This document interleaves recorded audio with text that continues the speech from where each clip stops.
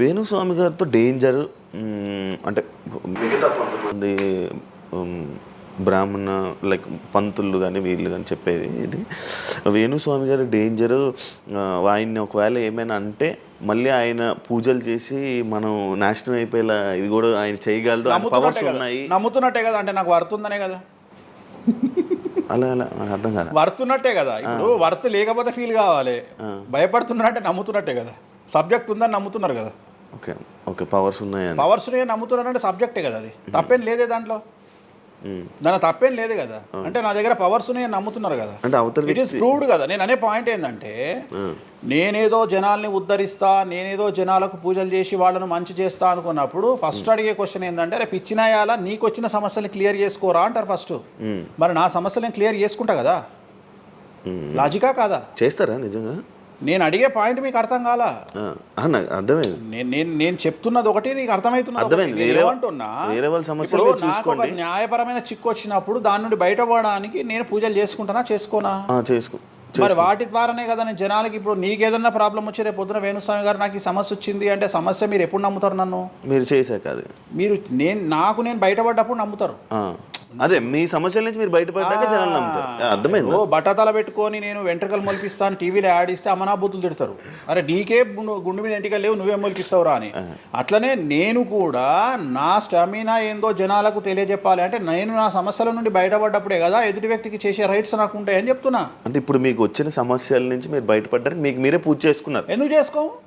నా జాతకాన్ని నేను విశ్లేషించుకుంటా కదా. నాకు వచ్చే సమస్య నేను అనుకోను, బట్ నేను సమస్యలు వస్తే వాటిని క్లియర్ చేసుకోవడానికి నాకుండే రెమెడీస్ నాకు ఉంటాయి కదా. మీరు చేశారు ఆ పూజల్లో ఎవరైనా నష్టపోయారా? ఎవరిని నేను అనేది ఏంటంటే మనం బాగుండాలని కోరుకుంటాం. ఇంకోటి ఏంటంటే ఫస్ట్ నేను శత్రువుగా భావించాలి కదా. నేను అంత దూరం ఆలోచించాను. నేను ఎదుటి వ్యక్తిని శత్రువుగా ఎప్పుడు భావిస్తా అంటే వ్యక్తిగతంగా వచ్చి నన్ను కొట్టినప్పుడు నేను భావిస్తా. అంటే నా గురించి చెడుగా మాట్లాడడం అనేది నాకు శత్రువు కాదు, ఎందుకంటే వాళ్ళ వృత్తి అది. అది బోల్డ్ మంది మాట్లాడతారు, అందరూ శత్రువులు. నేను అదే అంటున్నాను. ఇప్పుడు ఇదే వీడియో కింద మళ్ళీ పెడతాడు ఎవడో, మళ్ళీ వచ్చిన వారా పంది అని పెడతాడు. ఇప్పుడు నేను వాడిని వాడిని ఇల్లు ఎత్తుక్కుంటూ పోవాలా? నేను వాడిని ఇల్లు నాకు కనీసం లక్షల్లో క్లయింటేల్ ఉంటుంది. ఈ వీడియో కింద తిడితే మహా తిడితే ఒక 10 మంది తిడతారు. ఈ 10 మంది అలవాటు కాదు, కలియుగ ధర్మము. నేను చాలా ప్రాక్టికల్గా ఉంటా.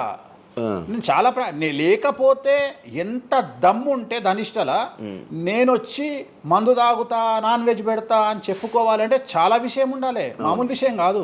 ఈ కమ్యూనిటీలో తట్టుకోవాలి. అందుకనే నేనేమంటున్నా, ఒక బ్రాహ్మడు అనగానే ఇప్పుడు ఉదాహరణ ఒక పెద్ద పూజారు ఉన్నాడు ఏ గుడికి, ఆ పెద్ద పూజారిని టార్గెట్ చేయాలంటే ఫస్ట్ టార్గెట్ చేసేది నాన్ వెజ్ తింటాడు, లిక్కర్ ముట్టుకుంటాడు అని చెప్తారు. అందుకని నేనే నా బట్టలు ఇప్పేసుకుంటున్నా, అవకాశం లేదు. అంటే నేను ఆల్మోస్ట్ ఆల్ అండర్వేర్తో సహా అన్ని ఇప్పేసిన. ఒకవేళ నేను అండర్వేర్ ఉంటే అదన్నా లాగుదామని ఎవడో వస్తుండే, నేను అది కూడా ఇప్పేసిన. ఇంకేముంది నా నాయన నన్ను ఇప్పడానికి? నా దగ్గర ఏం లేదు కదా. ఇప్పుడు నువ్వేమైనా కొత్తవి చూపిస్తే ఏం చూపిస్తావు? నువ్వేం చూపిస్తావు? సుప్రీంకోర్టు ఇచ్చిన ఆర్డర్ ప్రకారం నేను వేరే అమ్మాయితో పడుకున్నా, అమ్మాయితో ఇష్టంతో పడుకుంటే అది కూడా నాకేం తప్పు లేదు. ఇంకా నువ్వు నాకు ఏం చూపిస్తావు? నేను ఎప్పుడన్నా నేను సామాజికానికి వ్యతిరేకంగా చేసినప్పుడు, శాస్త్రానికి వ్యతిరేకంగా చేసినప్పుడు నువ్వు నా గురించి వ్యతిరేకంగా చూపిస్తావు. అంతే తప్ప నా దగ్గర ఏమున్నాయని చూపిస్తావు? నేను చచ్చే వరకు చూపించలేవు. నేను నన్ను బొందబెట్టే వరకు, నన్ను తగలబెట్టే వరకు నేను తప్పు చేసినా చూపించలేవు. నేను చెయ్యను. మీరే చెప్పేసుకుంటున్నా. నేనే చెయ్యను. నేను ఇప్పుడు పైసలు లేనివాడు, పైసలు పోగొట్టుకున్నవాడు బెట్టింగ్లోకి పోతాడు. లేదా ఇప్పుడు కొత్త వ్యవహారాలు ఉన్నాయి. ఒకడేమో నిధులు దొరుకుతాయని పోతాడు, ఒకడేమో రైస్ పుల్లర్ అని పోతాడు. ఇవన్నీ ఏం కావని తెలుసు, మనకు తెలుసు, వాడికి తెలియదు. వాడు మానసికంగా వీక్ కాబట్టి వాడు సొంతంగా డబ్బులు దొంగతనంగా నాకు అవసరమే లేదురా నాయన. నాకు వేరే వ్యాపకాల నుండి డబ్బులు వస్తున్నప్పుడు లంగ పని చేసే అవకాశం నేనెందుకు చేస్తా? నాకు అవసరమే లేదు. నన్ను లంగ పని చేయమని చెప్తే నేను చెయ్య, నాకు వద్దు. నేను లంగ పని చేసే సవ్వాలే లేదు, నాకు అవసరం లేదు. రెండోది ఏంటంటే నా దగ్గరికి రానంత వరకే నా గురించి నెగిటివ్గా మాట్లాడతారు. ఒక్కసారి నా ఆఫీస్లోకి ఎంటర్ అయ్యారు అంటే వానికే అర్థమైపోతుంది, నీ అమ్మాయి నా కుల్లా ఉన్నాడు రా నాయన, ఈయనతో వేస్ట్, ఈయన దగ్గర ఏం దొరకదు. రెండవది, ఇవాళ ఎక్కడ పడితే అక్కడ కెమెరాలు పెట్టుకొచ్చేటువంటి స్థాయిలో ఇది మనకు సైన్స్ పెరిగింది. ముక్కు పుల్లలు కూడా పెట్టుకొస్తారు, చౌకమ్మలు కూడా పెట్టుకొస్తారు. నేను లంగ పని చేస్తే కూర్చొని 2 నిమిషాలు దొరకబట్టి టెలికాస్ట్ చేస్తారు. కానీ మాటలు ఉన్నాయి, క్లారిటీ సాక్ష్యం లేదు. ఇక మరి ఏం చేస్తా నేను? పోనీ నేను అందరిలాగా దాచిపెట్టే మనిషిని కాదు, దొంగతనంగా లంగపనంగా డోర్లు అన్నీ కుల్లా ఉన్నాయి. మీరు ఎక్కడికొచ్చినా మాట్లాడి నా ఆఫీస్లో ఏమైనా చేయండి, ఓపెన్గా పూజలు చేస్తా.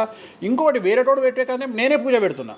ఇంకోటి 2 బాటిల్ కూడా నా చేతిలో పట్టుకొని అమ్మవారికి నైవేద్యం చేస్తున్నా. పోనీ నేను బాటిల్ దొంగతనంగా ఇది మందు బాటిల్ కాదు అని చెప్తలేను. Blue Label bottle, Royal Salute bottle నేనే పోసి మరి అమ్మవారికి నైవేద్యం చేస్తున్నా.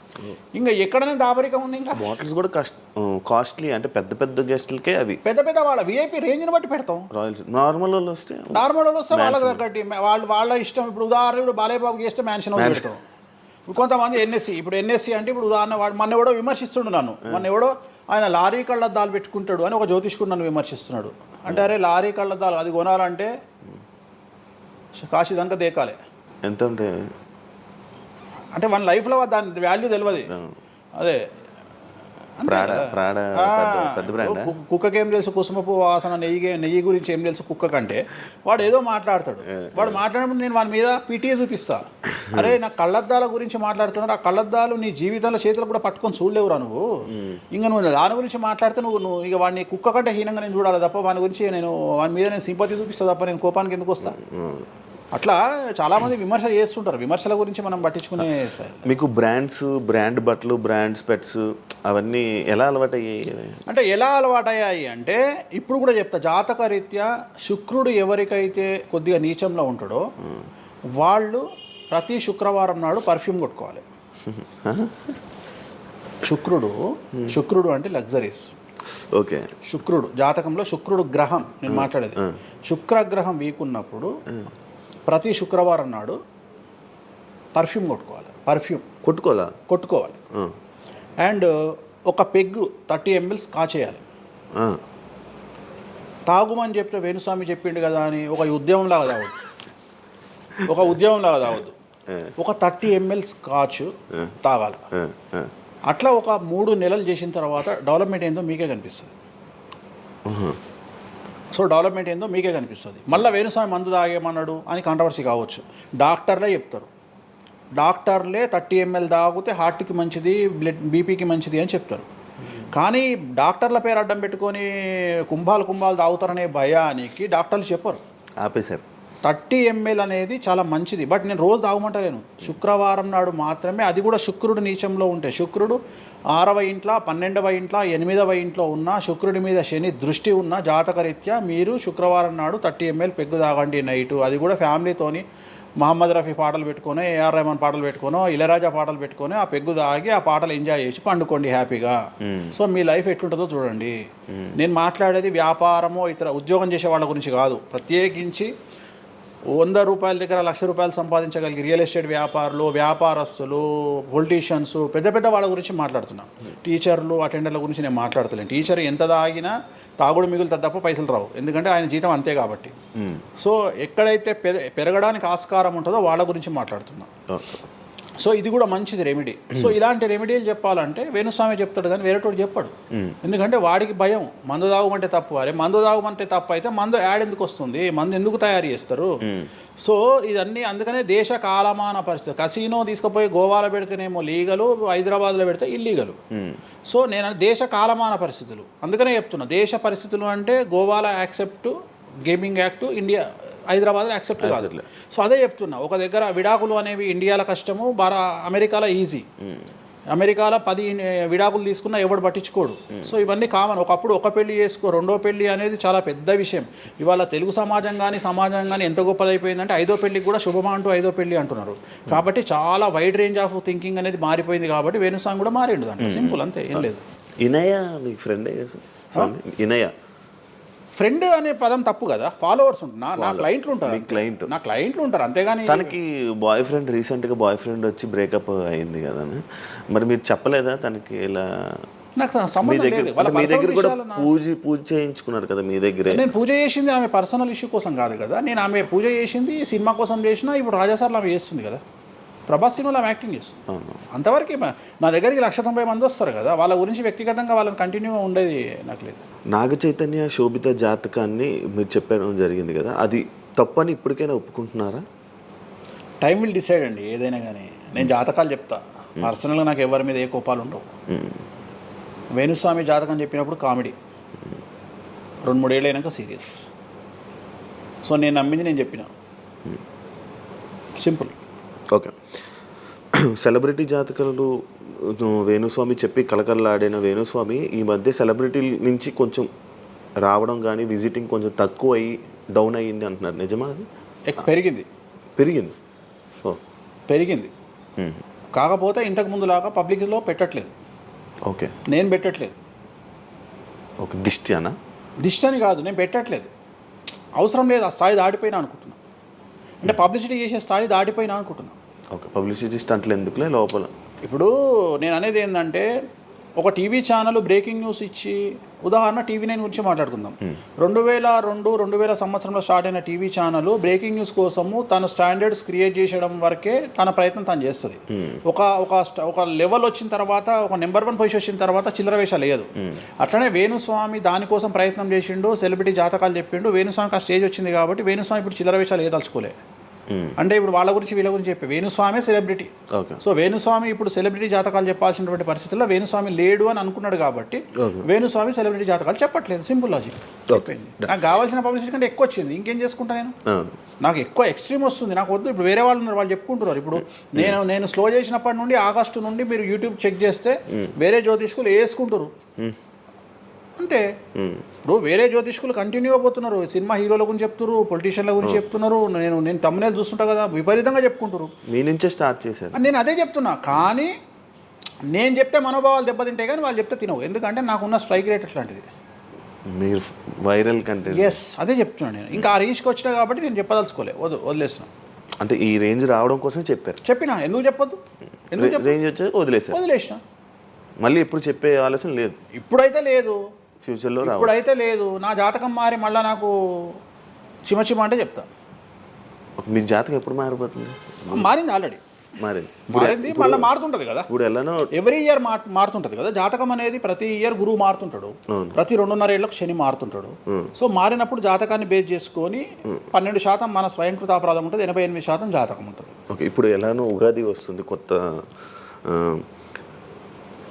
ఈ ఇయర్ రాశి ఫలాలు ఎలా ఉండబోతున్నాయి ఏంటి చెప్తారు? ఈ సంవత్సరము వచ్చేటువంటి సంవత్సరం పేరు యాక్చువల్గా మనకు యుగాది అనేది రూపాంతరంగా మారి ఉగాది అయింది.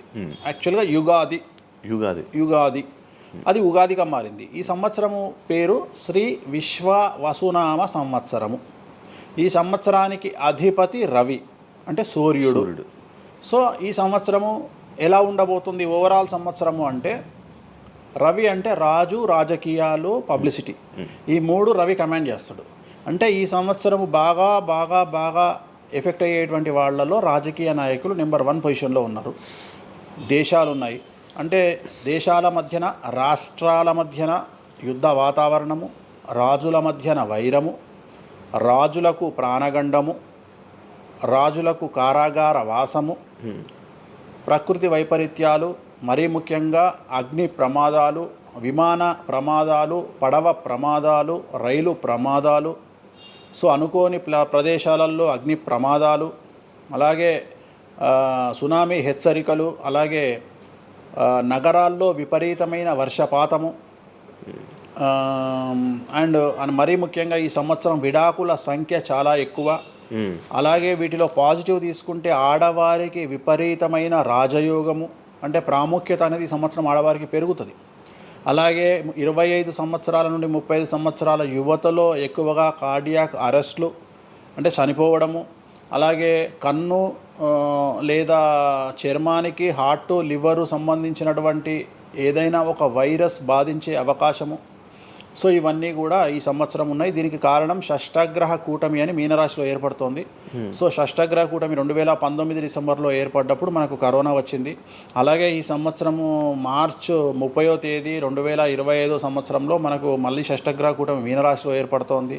సో దీనివల్ల సుమారు మేషరాశి, సింహరాశి, తులారాశి, ధనుస్సు రాశి, మీనరాశి వాళ్ళు చాలా చాలా సమస్యల బారిన పడేటువంటి అవకాశాలు ఉన్నాయి.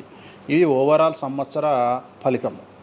ఇక మేషాది మీనరాశిలో ద్వాదశ రాశులుగా తీసుకున్నట్టయితే మేషరాశి గురించి తీసుకుంటే, మేషరాశికి ఎవరైతే 1995 నుండి 2003 మధ్యన జన్మించి ఉన్నారో వాళ్ళందరికీ ఈ సంవత్సరము 2వ సారి ఏలినాటి శని ప్రారంభమవుతూ ఉంది. సో రెండవసారి ఏలినాటి శని అనేది చాలా డేంజరు. సో న్యాయపరమైన చిక్కులు, ఆర్థికపరమైన చిక్కులు, సమాజంలో చెడ్డ పేరు, అనారోగ్య సమస్యలు, అలాగే ఆర్థిక అస్తవ్యస్తము, అంటే సరి అయినటువంటి నిర్ణయాలు తీసుకోకుండా ల్యాండ్ కొన్నా, ప్లాట్లు కొన్నా, ఫ్లాట్లు కొన్నా, ఇండ్లు కొన్నా లిటిగేషన్ అయ్యే అవకాశము, పెట్టుబడిలో విపరీతమైన ధన నష్టము, అలాగే తల్లిదండ్రులలో ఒకరికి ప్రాణగండాలు. సో ఇవన్నీ, అలాగే వీసాలు రిజెక్ట్ అవ్వడము, H1B వీసాలు క్యాన్సిల్ అవ్వడము, ఇండియాకు రావడం వేరే దేశం నుండి, ఉద్యోగం కోల్పోవడము, అలాగే ఆర్థిక నష్టము, ఇవన్నీ కూడా కనిపిస్తూ ఉన్నాయి ఈ సంవత్సరం మేషరాశి వారికి.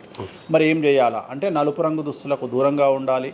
తిరునల్లార్ శనీశ్వర ఆలయంలో ప్రత్యేకమైన శని పూజ నిర్వహించుకోవడం ద్వారా సమస్యల నుండి బయటపడేటువంటి అవకాశాలు 100కి 100% ఉన్నాయి.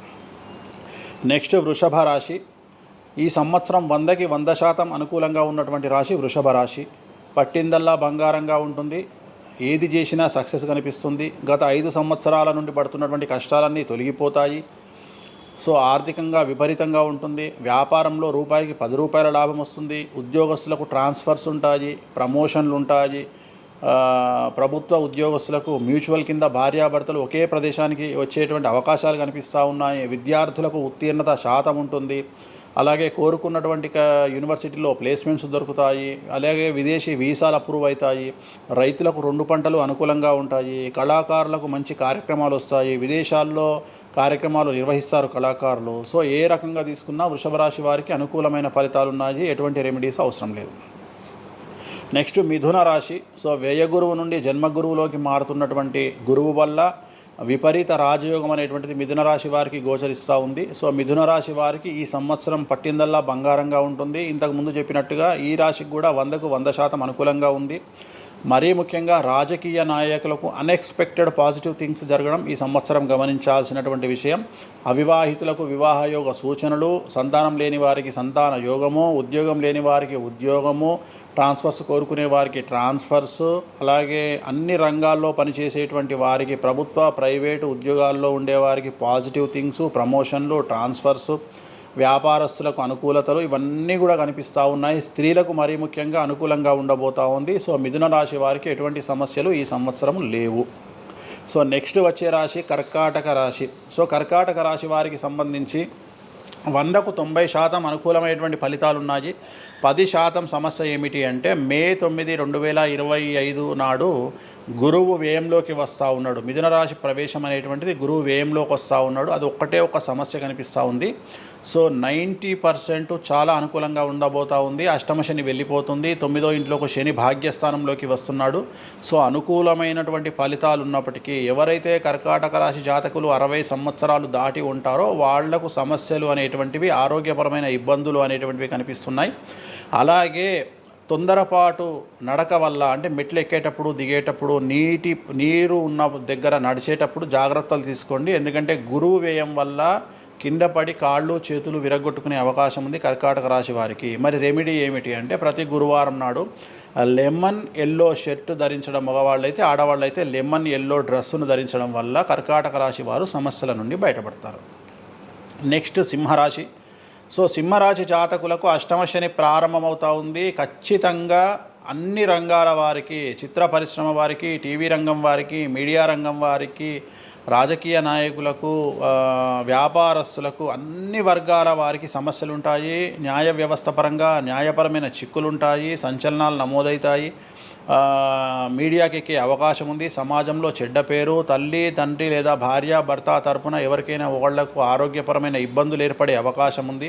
కాబట్టి ఖచ్చితంగా ధన నష్టం ఏర్పడుతుంది. అప్పులు చేయాల్సినటువంటి పరిస్థితి గోచరిస్తూ ఉంది సింహరాశి వారికి. మరి రెమెడీ ఏమిటి అంటే తిరునల్లార్ శనీశ్వర ఆలయంలో ప్రత్యేకమైన శని పూజ నిర్వహించుకోవడం ద్వారా సమస్యల నుండి బయటపడేటువంటి అవకాశాలు కనిపిస్తూ ఉన్నాయి.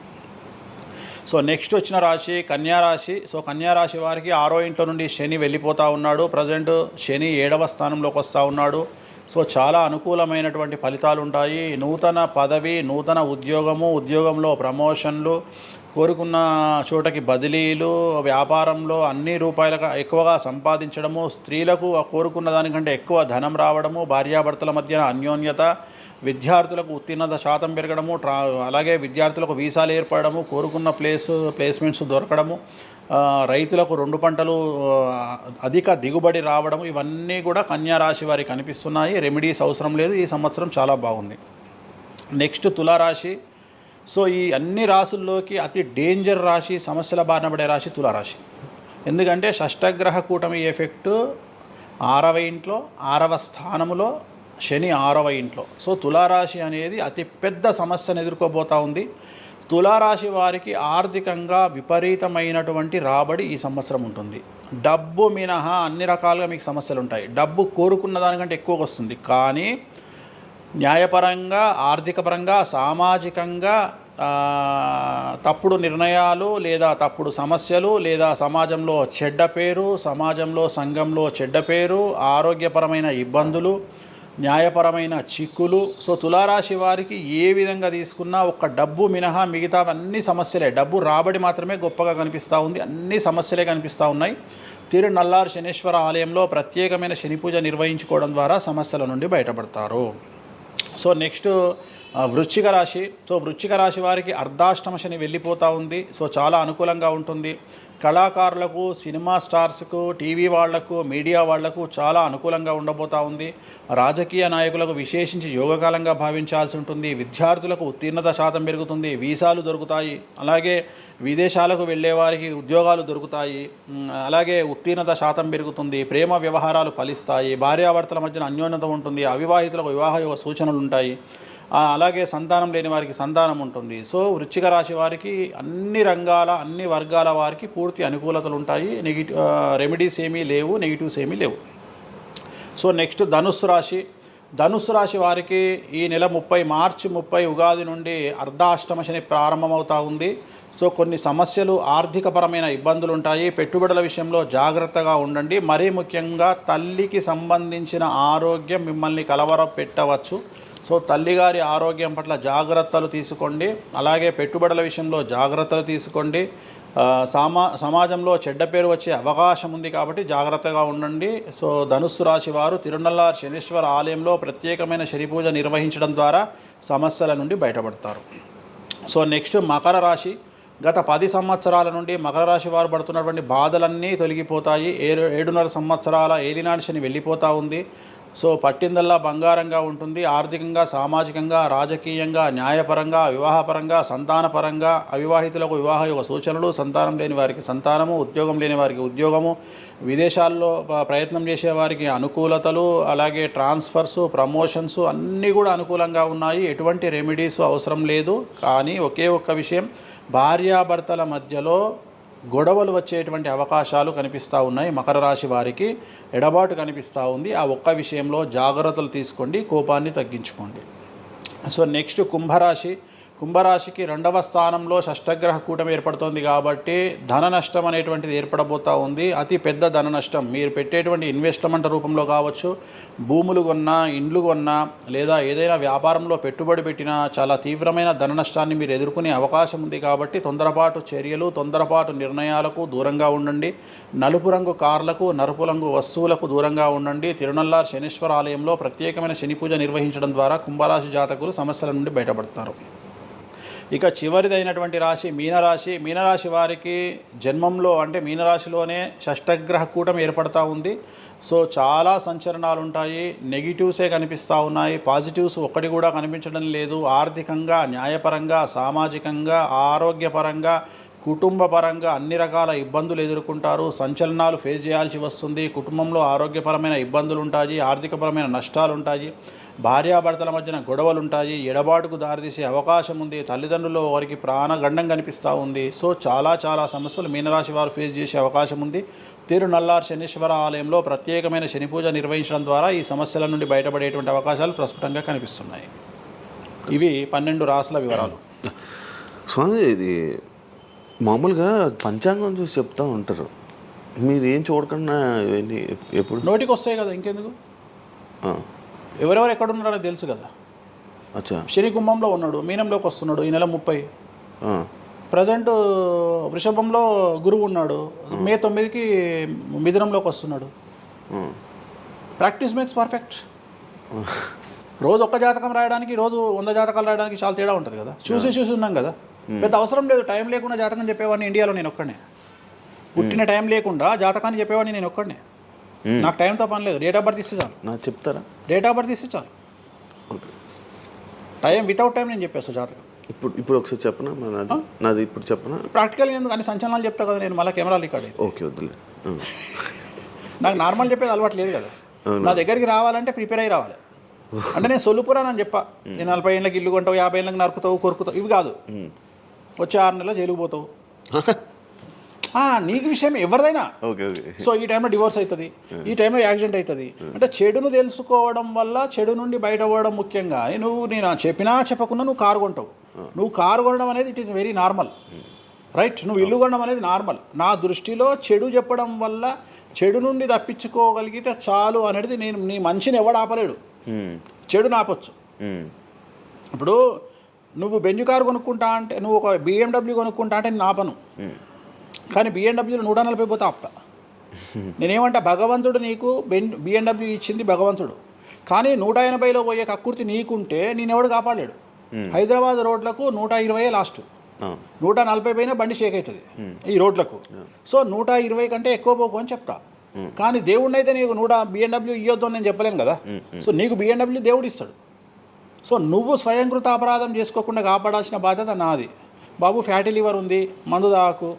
బాబు లంగ్స్ దొబ్బినాయి, సిగరెట్లు ఆపేసాయి. బాబు ఇగో పనికి మాలిన కసినోనో పేకాటనో ఆడకు, ఉన్న ఆస్తంతా సర్వనాశనం అయిపోతుంది. సో ఇవి చెప్పడం నా ధర్మం. అంతేగాని నువ్వు కారు కొంటావు, నువ్వు తోపు అవుతావు, తురుము అవుతావు, నువ్వు ఎట్లాగవుతావు? కాదు, ఈ లివర్ మీరు ఎలా చెప్తారు లివర్ పోయింది ఇవన్నీ? జాతకంలో రవి నీచంలో ఉంటే లివర్ పోతుంది. శని రవి కలిసి ఉంటే లివర్ పోతుంది, లివర్ క్యాన్సర్ వల్ల చనిపోతారు. శుక్రుడు రాహు కలిసి ఉంటే ప్రోస్టేట్ క్యాన్సర్ వల్ల చనిపోతారు. చంద్రుడు నీచంలో ఉంటే ఆడవాళ్ళకు బ్రెస్ట్ క్యాన్సర్ వస్తుంది. డాక్టర్లు చెప్తారు కదా. Medical astrology. 100 మంది నాకు హైదరాబాద్లో ఫేమస్ డాక్టర్లు అందరూ నా క్లయింట్లు, నా ఫ్రెండ్స్. జ్యుడిషియరీ మీద నాకు అవగాహన ఉంది. శుక్రుడు రావు కలిసి ఉంటే జైలుకు పోతావు. వాళ్ళు ఏం పోతే మీరు చెప్తుంటారా డాక్టర్లు? డాక్టర్లు ఇప్పుడు నువ్వు డాక్టరు, నువ్వు నాకు ఏం అడుగుతావు అంటే, నీ క్లయింట్ డేట్ ఆఫ్ బర్త్ నాకు ఇచ్చి నువ్వు నన్ను అడుగుతావు ఈయనకి ఏ క్యాన్సర్ వచ్చే అవకాశం ఉంది అంటే, నేను ఒక 3 ఆప్షన్లు చెప్తా. 3 ఆప్షన్లు చెప్పినాక నీ క్లారిటీ వస్తుంది. నేను చెప్తా ఈయనకు ప్రోస్టేట్ క్యాన్సర్ వస్తుంది అని చెప్తా. ఎస్, ప్రోస్టేట్ క్యాన్సరే స్టేజ్ 2లో ఉన్నాడు అని చెప్తావు. ఆయన చెప్తాడు. చెప్పినాక ఈయన ఎన్ని రోజులు బతుకుతాడు డాక్టర్ స్వామి గారు అని అడుగుతాడు. అడిగితే నేను ఆయన డేట్ ఆఫ్ బర్త్ని బేస్ చేసుకొని ఇక ఇన్ని రోజులు బతుకుతాడు అని చెప్తా. సో ట్రీట్మెంట్ వల్ల ఈయనకి ఏమైనా బెనిఫిట్ అయ్యే అవకాశం ఉందా అని అడుగుతాడు. అంటే అవుతుంది అని చెప్తా. ఎన్ని రోజులు బతుకుతాడు? ఇన్ని రోజులు బతుకుతాడు ట్రీట్మెంట్ చేస్తే. సో మేమిద్దరం కమ్యూనికేట్ చేసుకుంటాం. అంటే డాక్టర్కు నా మీద ఉండే నమ్మకం వల్ల నడుస్తుంది అది. అట్లనే జ్యుడిషియరీ విషయం ఉంది. జ్యుడిషియరీలో ఇప్పుడు ఉదాహరణ ఈడీ కేసు ఉంది, ఎవరి మీద నా జైలుకు పోయిండు. సో ఈడీ కేసులో బెయిల్ దొరకడం చాలా కష్టం. సో నేను బెయిల్ రావడానికి పూజలు చేస్తాను. దానికి కారాగార దోష నివారణ పూజ అని ఉంటుంది. సో ఆ పూజ చేయడం ద్వారా వాళ్ళకి తొందరగా బెయిల్ వస్తుంది. సో దీని మీద అవగాహన ఉండాలంటే జ్యుడిషియరీ మీద అవగాహన ఉండాలి. సో అందుకని నాకున్న సర్కిల్లో నేను ప్రతి విషయాన్ని మాట్లాడతాను. నాకు ఏం అలవాటు, రైతుతో మాట్లాడతా. రైతు సబ్జెక్టు జుడిషియరీ జడ్జి కనిపిస్తే జడ్జితో జుడిషియరీ సబ్జెక్టు మాట్లాడతా. ఏసీపీ కనిపిస్తే ఆయనతో లీగల్ సబ్జెక్టులు మాట్లాడతా. డాక్టర్ కనిపిస్తే గైనకాలజిస్ట్తో గైనకాలజీ మాట్లాడతా. ఇప్పుడు ఉదాహరణ, నువ్వు ఇంత మాట్లాడుతున్నావు, నీకు అమ్మాయిల గురించి అవగాహన లేదు, అమ్మాయిల నెలసరి మీద నీకు అవగాహన లేదు. నాకు పూర్తి అవగాహన ఉంది. నా తల్లి, చెల్లి, అత్త, బిడ్డ అందరికీ సంబంధించి 4 రోజులు ఎందుకు టెన్షన్లో ఉంటారో నాకు తెలుసు. నెలసరిలో వాళ్ళని డిస్టర్బ్ నేను చెయ్యను. నా పెళ్ళం నా మీద అరిసినా మూసుకొని కూర్చుంటా, అంతేగాని విడాకులు ఇస్తాను బెదిరియా. అట్లనే డ్యాన్స్ చేసే అమ్మాయికి ఎన్ని కష్టాలు ఉంటాయి. ఒక హీరోయిన్ గురించి చాలా మాట్లాడుకుంటాం. డేట్లో ఉండే హీరోయిన్ డ్యాన్స్ చేయాలంటే ఎంత కష్టం, తనకు కంఫర్టబుల్ జోన్లో ఉండదు ఫిజికల్గా. సో అట్లాంటి అమ్మాయిల గురించి, వాళ్ళ కష్టాల గురించి నాకు తెలుసు. అలాగే PCOD, PCOS అంటే ఏందో నాకు తెలుసు. సో హార్మోన్ ఇన్బ్యాలెన్స్ ఎందుకు వస్తుందో నాకు తెలుసు. వాళ్ళకు గడ్డాలు, మీసాలు ఎందుకు వస్తాయో నాకు తెలుసు. వాళ్ళకు థైరాయిడ్ ప్రాబ్లమ్స్ ఎందుకు వస్తాయో నాకు తెలుసు. ఏ జాతకంలో ఏ గ్రహం ఎక్కడ ఉంటే ఎలా ఉంటుందో నాకు తెలుసు. అల్లు అర్జున్ లాంటి తోపు తురుము జైలుకి ఎందుకు పోయిండో నాకు తెలుసు. రేవంత్ రెడ్డి సీఎం ఎందుకు అయ్యిండో నాకు తెలుసు. రైట్, మీకు సూపర్ స్టారే కనిపిస్తున్న హీరో తెలుసు, కానీ సినిమాలు లేక సూసైడ్ చేసుకోవడానికి సిద్ధంగా ఉన్న హీరో నాకు కనిపిస్తాడు.